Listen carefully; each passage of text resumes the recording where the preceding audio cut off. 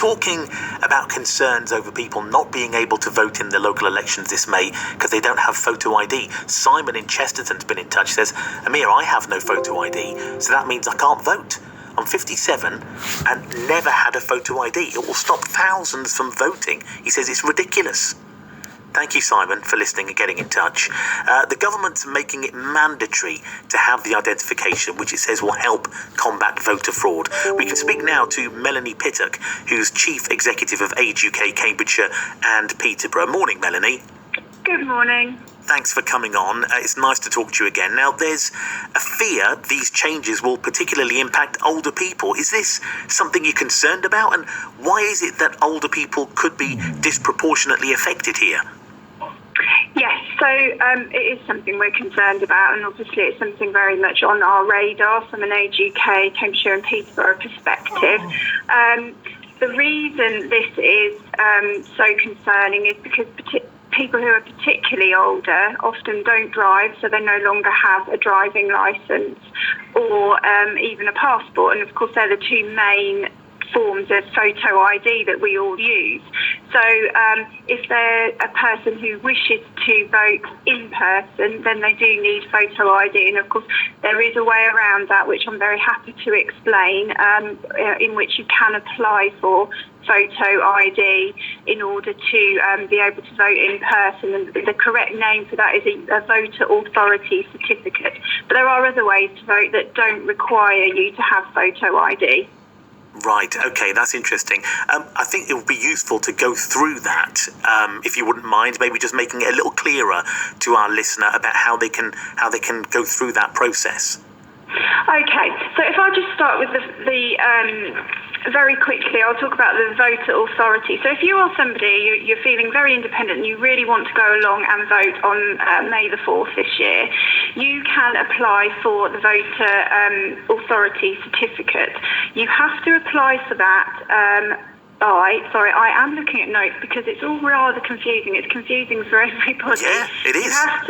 You have to apply for that in April and by April, and you can do that by phoning a helpline or contacting your local authority, so your local district council. And I'll give out the helpline number now because I think that's really important. I think that's probably the easiest way to access this, to get a form to apply. And the helpline number is 0800 328 0280. So that's 0800 328 0280. Now, in order to apply for that, you will need your name, address, your date of birth, and your national insurance number. If you don't have a national insurance number, which again some people don't, you can contact your local authority, who will give you alternative proof. Okay. So that's how you can vote in person without your own photo ID. That's really good to know. That's useful advice. We've had listeners getting in touch, Melanie, this morning, worried about postal votes. Tony said, me and my wife vote by post. How will this affect us? Peter from March has emailed, morning Amir, will having to have photo ID also apply to postal votes? If it does, he says, my wife and I will have a problem as we are visually impaired, and this is why we use the postal voting system. We don't have any up-to-date passport type photos. Hope this can be answered. Could you shed any light on where things sit? I can. Yeah. So I'd like to just pick up on the lady who has a visual impairment. If they wanted to go back to voting in person, just playing devil's advocate here, they can actually phone the number that I have given out, and they can get the information in Braille if they happen to be able to read Braille. Yeah. If not, they can apply for the voter authority certificate with some help on the helpline. If you are wanting to vote by post, you have to apply through your local district council by 5 p.m. on Tuesday the 18th of April.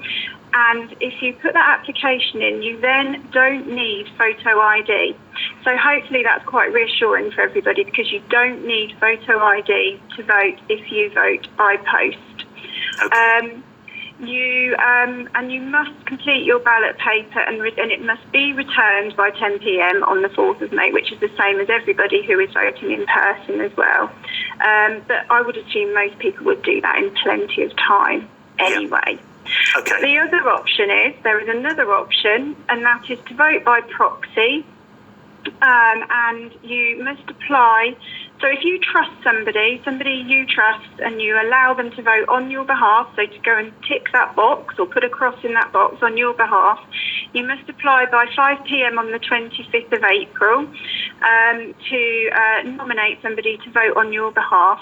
That person can then go to your polling station, so it must be to your polling station, and vote on your behalf, but they must take their own form of ID in order to do so. If you had intended to go yourself and then suddenly something happens in your life that means you can't go, maybe you become unwell or you simply can't get there, you can apply for emergency proxy up to 5 p.m. on the 4th of May, and you can call that helpline number in order to do so. Because I appreciate how important it is to many people to actually use your vote. It is, of course. It's very important. That number to ring, again, for that helpline and to register for a voter authority certificate is 0800 328 0280. Thank you for that, Melanie. Can I just add two more things? Of course, please do. The closing date for the voter authority certificate application is the 25th of April at 5 p.m. Something I don't think a lot of people will know as well, if you do have a passport or a driving licence that is out of date, you can actually use that as photo ID when you want to vote in person. So it doesn't have to be in date, your ID. Okay, it doesn't have to be in date. That's crucial info. That's interesting to know. And let me ask you, Melanie, from Age UK's perspective, we know older people tend to vote more, of course. Can you envisage people turning up on polling day and not being able to vote because they don't have the correct ID? Do you think this is going to happen?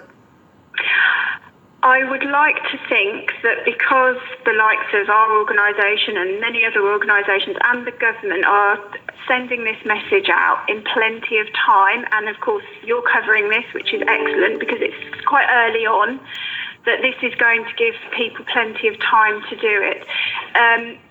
It will be a real shame if people do miss out, because I appreciate how important it is. So let's keep sharing this message. I think when we're doing our talks and presentations and everything, we will be covering this kind of thing to make sure everybody has the opportunity. Okay, Melanie, you've been extremely helpful. Thank you so much for coming on. No problem. Thank you very much. Let me hold you for a second. So I've said goodbye. Okay. A question's just come in from Anne in March, who asks, will a bus pass with a photo on it enable us to vote? Do you know about that? Yes, I do. So the types of photo ID that you can use are something that's been provided by your local authority, so a bus pass will cover that. Your passport, your photo with your photo on it, obviously, and your driving licence with a photo, because a lot of people don't have a photo driving licence. So you would be able to use your bus pass instead. And then another subject is biometrics, but some people have biometric photo ID, so you can use that as well. So anything that is sort of government backed you can use, as long as it's got your photograph on it. But yes, your bus pass is one of those. Wonderful. Thank you so much, Melanie, for coming on and enlightening us with that insightful information. That's Melanie Pittock, Chief Executive of Age UK, Cambridgeshire and Peterborough. Helen in Surham says, I just vote by post. It's a lot easier. Thanks, Helen, for listening. And Psychedelic Anthony, if you haven't got or don't want to produce photo ID to vote, then just apply for a postal vote, he says. It's so easy to do a postal vote. Good business for my company too, he says. It is indeed, Anthony. Do get in touch, please. We'll keep your thoughts,